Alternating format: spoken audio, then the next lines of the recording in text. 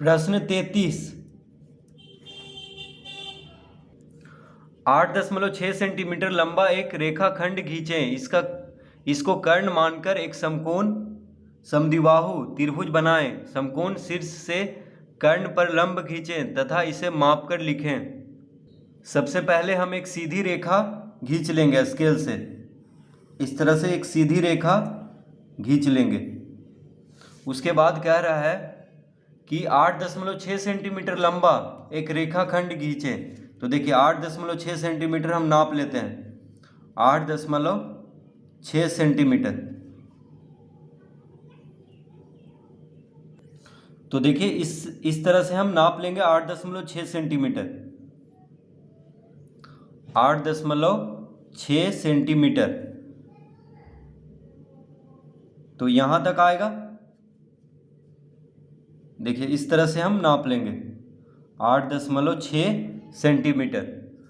अब क्या करेंगे, इस रेखा के बायां छोर पे परकाल को रखेंगे और इसको काट लेंगे एक बार। देखिए इस तरह से काट लेंगे, ठीक है। तो ये हो जाएगा 8.6 सेंटीमीटर। कितना हो जाएगा?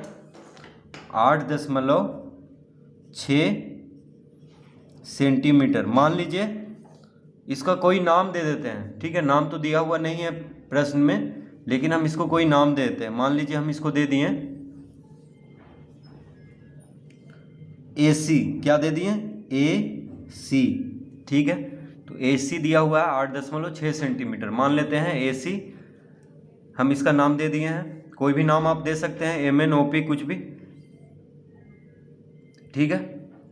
तो 8.6 सेंटीमीटर एक रेखाखंड खींचना था। इसको कर्ण मानकर एक समकोण समद्विबाहु त्रिभुज बनाना है। देखिए इसको कर्ण मानकर क्या बनाना है? समकोण समद्विबाहु त्रिभुज। तो समकोण समद्विबाहु त्रिभुज में क्या होता है? जो कर्ण के साथ जो कोण बनता है, कर्ण और भुजा के साथ, वो 45 डिग्री होता है, ठीक है। दोनों कोण, तो दोनों पे हम 45 डिग्री का कोण बना देंगे, ठीक है। दोनों पे हम क्या करेंगे? 45 डिग्री का कोण बना देंगे।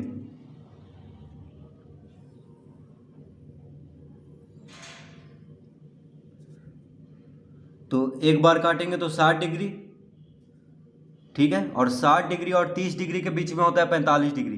तो हम 30 डिग्री पहले बना लेते हैं। तो 60 डिग्री का आधा हो गया 30 डिग्री। 60 डिग्री का आधा हो गया 30 डिग्री। तो 30 डिग्री कहाँ पे होगा, पहले हम उसको देख लेते हैं। तो देखिए यहाँ पे हो जाएगा इसका 30 डिग्री। अब 30 डिग्री और 60 डिग्री के बीच में हो जाएगा 45 डिग्री। तो ये हो गया 45 डिग्री का कोण। अब देखिए इसको हम आगे बढ़ा लेते हैं।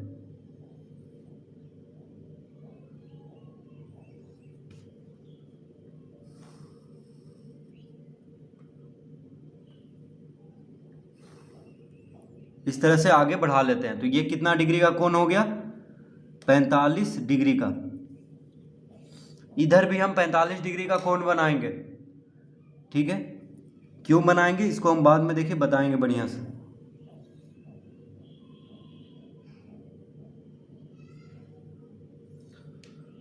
तो एक बार काटेंगे तो कितना हो गया? 60 डिग्री। और 60 डिग्री और 30 डिग्री के बीच में होता है 45 डिग्री। तो पहले हम 30 डिग्री बना लेंगे, यानी 60 डिग्री का आधा। 60 डिग्री का आधा हो जाएगा 30 डिग्री। तो 30 डिग्री कहाँ पे होगा?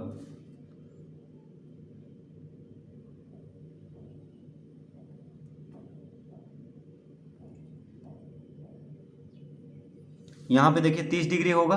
तो 30 डिग्री और 60 डिग्री के बीच में होता है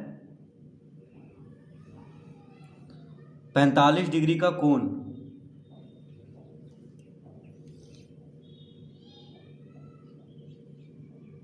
तो ये हो जाएगा 45 डिग्री का कोण। अब इसको मिला लेते हैं।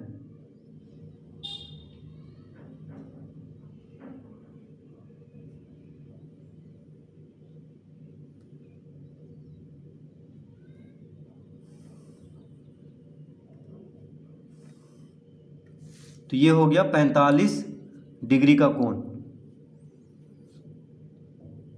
अब यहाँ पे हम बी लिख लेते हैं, जहाँ पे दोनों मिल रहा है वहाँ पे बी लिख लेते हैं, ठीक है। तो ये हो गया समकोण समद्विबाहु त्रिभुज, जिसका कि कर्ण 8.6 सेंटीमीटर दिया हुआ था। तो देखिए समकोण समद्विबाहु त्रिभुज का, समद्विबाहु मतलब क्या होता है, जिस त्रिभुज का दो भुजा बराबर हो। समद्विबाहु त्रिभुज मतलब क्या होता है, जिस त्रिभुज का दो भुजा बराबर हो, ठीक है। और समकोण समद्विबाहु मतलब, तो समकोण मतलब हो गया कि उसका एक कोण 90 डिग्री होगा। तो देखिए ये जो कोण है ये हो जाएगा 90 डिग्री का। ये कितना होगा, 90 डिग्री का। अब कैसे होगा, देखिए हम चांद से नाप करके भी दिखा देते हैं। ये तो हम 90 डिग्री बनाए नहीं हैं, तो इसको देखिए हम नाप लेंगे, तो ये 90 डिग्री होगा। देखिए बिल्कुल 90 डिग्री हो रहा है। देखिए 90 डिग्री यहाँ से लिए हैं, देखिए 90 डिग्री के सामने आ रहा है, तो ये कोण हो गया 90 डिग्री का। और तो समद्विबाहु, समकोण मतलब हो गया कि उसका एक कोण 90 डिग्री तो होगा ही। समकोण मतलब क्या हुआ कि उस त्रिभुज का एक कोण 90 डिग्री होगा। समद्विबाहु मतलब हो गया कि उसका दोनों भुजा बराबर होगा। तो जब दोनों भुजा बराबर होगा तो दोनों कोण भी बराबर होगा, क्योंकि त्रिभुज में क्या होता है, बराबर भुजाओं के सम्मुख कोण, यानी बराबर भुजाओं के सामने का कोण बराबर होता है। तो जब समद्विबाहु त्रिभुज है तो उसका दोनों कोण भी बराबर होगा, क्योंकि भुजा बराबर है, ठीक है। तो और समकोण त्रिभुज है, पहले कह रहा था, तो एक तो 90 डिग्री होगा ही। तो जब एक 90 डिग्री हो गया तो बाकी दोनों कोण बराबर है, तो 45 डिग्री ही होगा, क्योंकि त्रिभुज के तीनों कोणों का योग 180 डिग्री होता है, ठीक है। तो इस तरह हम इसको समझेंगे। तो समकोण समद्विबाहु त्रिभुज में क्या होता है, जो न्यून कोण होता है वो 45 डिग्री का होता है, और एक कोण तो 90 डिग्री होगा ही, क्योंकि समकोण त्रिभुज है। तो समकोण त्रिभुज में हमेशा याद रखना एक कोण 90 डिग्री होता है। और समकोण समद्विबाहु त्रिभुज में क्या होता है, एक कोण 90 डिग्री और बाकी दोनों कोण 45 डिग्री का होता है, क्योंकि समद्विबाहु त्रिभुज है। समद्विबाहु त्रिभुज में क्या होता है, भुजा बराबर। तो जब भुजा बराबर है तो कोण भी बराबर होगा। बराबर भुजाओं के सामने का कोण क्या होता है, बराबर, ठीक है। तो इस तरह हम इस त्रिभुज की रचना करेंगे। तो हमेशा याद रखना है कि समकोण समद्विबाहु त्रिभुज में क्या होता है, जो कर्ण के साथ जो दोनों कोण बनता है, कर्ण और भुजा के साथ, वो 45 डिग्री का होता है। देखिए कर्ण हो गया AC और उसके साथ ये भुजा मिला तो 45 डिग्री का कोण बनेगा, ठीक है। तो समकोण समद्विबाहु त्रिभुज में दो कोण 45 डिग्री का होगा और एक कोण 90 डिग्री का होगा।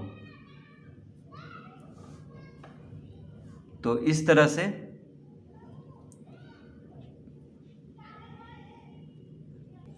इस त्रिभुज की रचना करेंगे। अब क्या कह रहा है, अब कह रहा है कि समकोण शीर्ष से कर्ण पर लंब खींचे तथा इसे माप कर लिखें। तो देखिए समकोण शीर्ष से कर्ण पर एक लंब खींचना है। तो समकोण शीर्ष कौन हो गया, B। देखिए 90 डिग्री का कोण यहाँ पे बन रहा है, समकोण शीर्ष हो गया B, क्योंकि 90 डिग्री का कोण यहाँ पे बन रहा है। तो इसको हम उल्टा करेंगे, अब इस तरह हम कर लेंगे, ठीक है। अब कह रहा है समकोण शीर्ष से कर्ण पर, देखिए समकोण के सामने वाला भुजा कर्ण होता है, तो 90 डिग्री के सामने वाला भुजा क्या होगा, कर्ण। तो AC कर्ण है यहाँ पे, और यह है समकोण यानी 90 डिग्री। तो समकोण शीर्ष से कर्ण पर लंब खींचें तथा इसे माप कर लिखें। तो देखिए हम शीर्ष से कर्ण पर लंब खींचेंगे, कैसे खींचेंगे, तो पहले हम इस तरह से एक चाप बना लेंगे। देखिए इस तरह से एक चाप बना लेंगे, ठीक है। कर्ण पर शीर्ष B से हम क्या करेंगे, एक चाप इस तरह से बना लेंगे। अब क्या करेंगे, देखिए यहाँ पे परकाल को रखेंगे और एक बार इधर काट लेंगे, एक बार इधर काट लिए और एक बार इधर, देखिए एक बार यहाँ पे काट लेंगे इधर, ठीक है। इस तरह से एक बार इधर काट लिए, एक बार इधर चाप बना लिए यहाँ पे रख करके, और एक बार इधर, ठीक है। उसके बाद इस तरफ रखेंगे परकाल को, तो आधा से ज़्यादा दूरी लेना है। देखिए ये जो दूरी है आधा से ज़्यादा होना चाहिए, ये लंबाई जो है यहाँ से यहाँ तक का लंबाई जो है इसका आधा से ज़्यादा का दूरी ये लेना है परकाल में। अब एक बार इधर काट लेना है, ठीक है, और एक बार इधर काट लेना है इस तरह से। देखिए एक बार इधर और एक बार इधर। तो इस तरफ कहाँ पे मिला है, देखिए यहाँ पे मिला है, यानी बी, शीर्ष बी पे एकदम मिल रहा है जाके, ठीक है। अब देखिए मिला देना है दोनों को। तो इस तरह दोनों के सामने एकदम रखेंगे स्केल को। देखिए यहाँ पे हो गया, स्केल एकदम सीधा होना चाहिए, और इस तरफ जहाँ पे दोनों मिल रहा है, जैसे इस तरफ दोनों मिल रहा है वहाँ पे स्केल रखेंगे, और यहाँ पे देखिए दोनों जाके बी पे मिला है, शीर्ष बी पे। अब क्या करेंगे, त्रिभुज से यानी कर्ण से बी पर एक रेखा खींच देंगे सीधा, ठीक है। तो ये हो गया शीर्ष बी से AC पर लंब, शीर्ष बी से क्या हो गया, AC पर लंब। तो मान लीजिए हम इसको D नाम दे देते हैं यहाँ पे। तो BD क्या हो गया, शीर्ष B से AC पर लंब हो गया BD। तो कह रहा है समकोण शीर्ष से कर्ण पर लंब खींचें। तो देखिए BD क्या है, समकोण शीर्ष से कर्ण पर लंब है, और इसे माप कर देखें। अब देखिए माप लेते हैं इसको, स्केल से हम माप लेते हैं। तो कितना सेंटीमीटर है, तो ये है 4.5 सेंटीमीटर है, ठीक है। कितना है, 4.5 या 4.4, इसी तरह आएगा ये। देखिए 4.4 हम मान लेते हैं, ठीक है। 4.4 सेंटीमीटर है ये BD कितना है, 4.4 सेंटीमीटर। तो कह रहा है तथा इसे माप कर लिखें। तो लिख लेंगे BD बराबर 4.4 सेंटीमीटर। BD कितना है, 4.4 सेंटीमीटर है। तो इस तरह हम बना लेंगे समकोण समद्विबाहु त्रिभुज, और शीर्ष B से कर्ण पे लंब खींचना है।